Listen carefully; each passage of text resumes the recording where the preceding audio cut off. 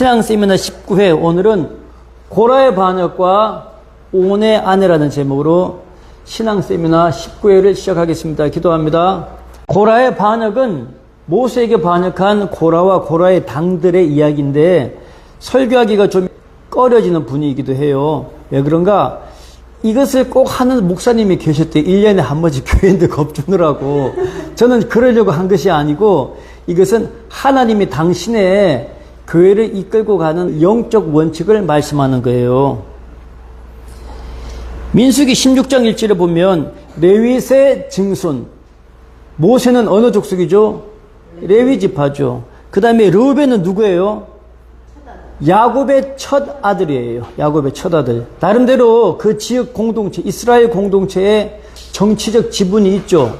근데 벨레스의 아들 온은 그런 것도 없는데 누구에게? 고라에 휩쓸려 가지고 당을 같이 짓게 되어서 누구에게? 모세에게 반역하게 되었던 것입니다. 낸만 하는 것이 아니죠. 어떻게? 세가 확보가 되어야 되는 것이죠.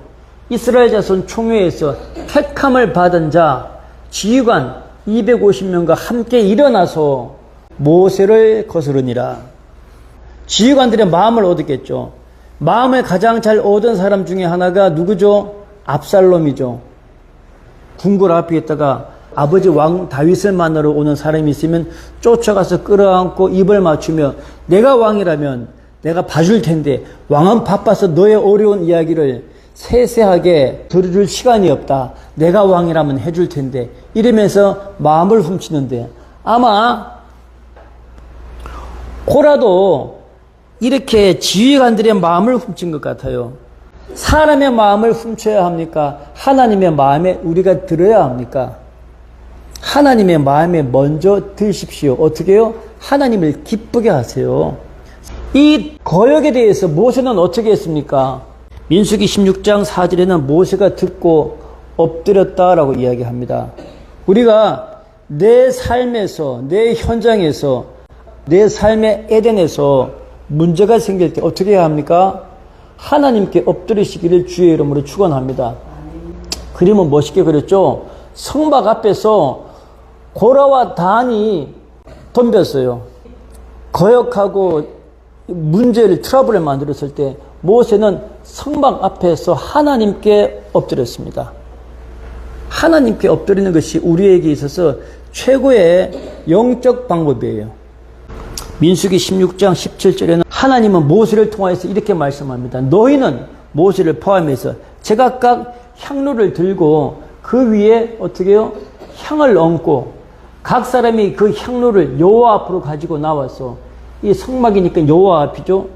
250개를 가지고 나와라. 250명이 거역했으니까.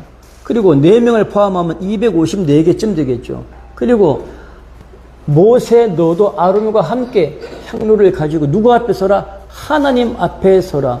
어떻게? 향로는 무엇이에요? 예배요. 수가성의 여인은 예수님께 나와서 어떻게 예배를 드려야 합니까? 예배를 물었죠. 수가성의 여인은 예수님이 네 남편이 몇이냐라고 할 때 5명이라고 했어요. 그 삶이 권장할 만한 삶을 살지 않고 깨끗한 삶을 살지 않았던 그 여인의 입에서 나온 것이 어떻게 예배를 드립니까? 라는 영적 갈급함이었어요. 그때 예수님은 옛날 성경으로 신령과 진정으로 예배를 드릴지니라 라고 했는데 이 예배는 누가 판단합니까? 하나님이 너의 신령과 너의 진정을 판단하겠다는 것이에요. 그러니 여호와 앞에 향로를 가지고 와라라는 것은 너의 예배가 어떠한지 모세가 판단합니까? 아니죠. 목사가 우리의 예배를 판단하는 게 아니에요. 우리의 신앙은, 우리의 기도는, 우리의 예배는 하나님이 받으시고 하나님이 판단하는 거예요. 가인과 아벨이 제물을 하나님께 드리는 제사를 드렸을 때 그의 아비되는 아담이 그의 제사를 판단했습니까? 아니죠. 하나님이 판단하고 아벨은 받으시고 가인의 제사는 받지 않으신 것이에요. 이 예배는 누가 보는가? 향로가 예배를 하면 그 예배는 하나님이 보시는 것인데 우리의 예배가 하나님께 드려지는 예배가 신령과 진정으로 되시기를 권면합니다. 민수기 16장 19절에는 고라가 온 회중을 고라가 주체가 되어서 온 회중을 이 앞에 모아놓고 그리고는 두 사람 누구예요? 모세와 아론을 대적하려 하매 그때 어떻게 했는가? 여호와의 영광이 온 회중에게 나타나시니라. 하나님은 당신께서 우리의 예배를 보고 계시는 것이에요. 영적인 다툼이 있는 곳에, 교회 내에 분란이 있는 곳에 사람들은 어떻게 합니까? 당을 지어요.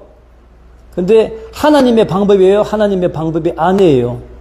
교회에서 내적으로 다툼이 생기고 시비가 생길 때 하나님의 방법은 모세처럼 엎드려 기도하고 하나님 이기든지 지든지 당신께서 치리하여 주시옵소서. 이게 원칙인데 대다수의 교회는 어떻게 합니까? 실력을 행사하려고 하죠. 그거는 하나님의 방법은 아니다라는 것이에요. 민수기 16장 27절에 보면 고라와 다단과 아비람과 그리고 누구 온이 있었는데 여기에는 온이 이름이 들어갑니까? 안 들어갑니까? 온의 이름이 안 들어가죠. 심판에 온이 빠졌어요. 오늘은 저는 이 말씀에 여러분들 주목하시기를 바랍니다. 무리가 고다와 다단과 아비람과 온은 어디 있냐? 처음에 붙었던 온이 왜 빠졌을까? 심판에 온이 왜 빠졌는가? 바꿔 이야기합니다. 다툼에 참석했다가 그 다툼에서 나는 아닌 것 같아. 다툼에서 온이 교회 내 분쟁에서 온이 빠진 거예요. 바보라서 빠졌는가? 왜 빠졌을까? 속셈은 뭘까요? 아까 말씀드린 것처럼 레위, 고라는 레위의 집안이에요. 그리고 성막의 일을 하고 있는데 모세 나이도 먹었는데 모세 일을 내가 해갖고 내가 한번 무리의 대장이 한번 되어봤으면 하는 이러한 영적 지도력의 리더십의 야망이 있었을 것이에요. 르우벤은 누구예요? 12지파 아들의 맏아들인데 이 르우벤은 아비의 침상을 더럽혀서 그 아비의 영광이 누구에게로 갔죠? 유다와 요셉에게로 갔어요. 요셉에게.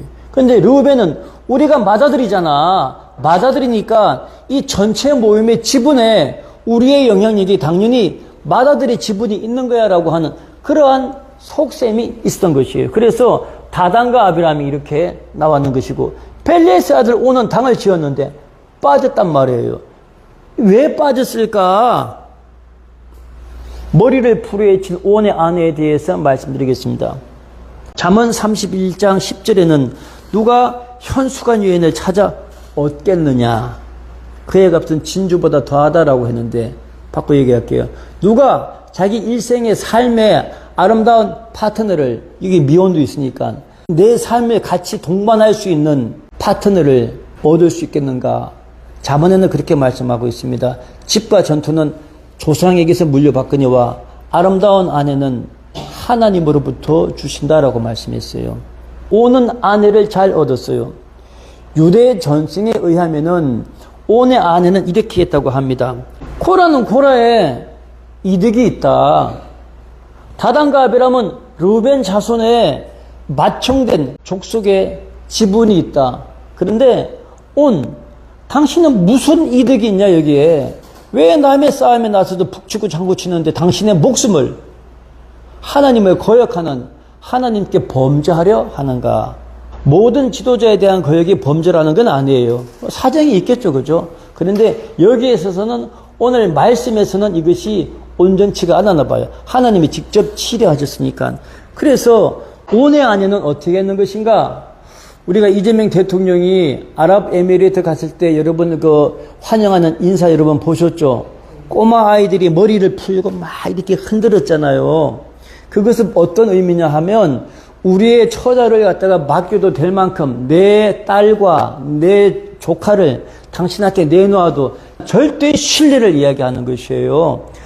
옛날 유대 전승에 의하면은 장막 앞에서 여인이 머리를 이렇게 풀고 있는 것은 이건 지금 집 안에 어려움이 있으니까 아무도 우리 집에 들어오지 마세요. 말도 해서는 안 된다라고 하는 가장 엄격한 집 안에 안살림을 맡고 있는 여인의 그 강력한 이렇게 대사회적인 공동체에 대한 의사 표시였다고 하더라고요. 온의 아내는 어떻게 했는가? 머리를 풀어헤쳤어요. 우리 집에 들어오지 마세요. 심각한 일이 있습니다. 들어오지 마세요. 그리고는 노아가 독주를 마시고 잠을 자서 하츠를 내놓고 잔 것처럼 온의 아내는 이럴 때 독주를 쓴 거예요. 온에게 독주를 먹이고 당신은 아무것도 몰라. 그냥 잠이나 자. 내가 이 일을 처리할 거야. 왜? 온은 온의 체면이 있고 온의 관계가 있어요. 코라와 단이 나와의 관계를 보고 내 이름을 빌려달라고 해서 내가 내 이름을 빌려주고 모임에 회답을 해서 모임의 리더에 들어갔는데 내가 빠지면 그들이 어떻게 하겠는가? 관계가 있잖아요. 그러니 온이 빠질 수가 없는 거예요. 그러니 어떻게 하는가?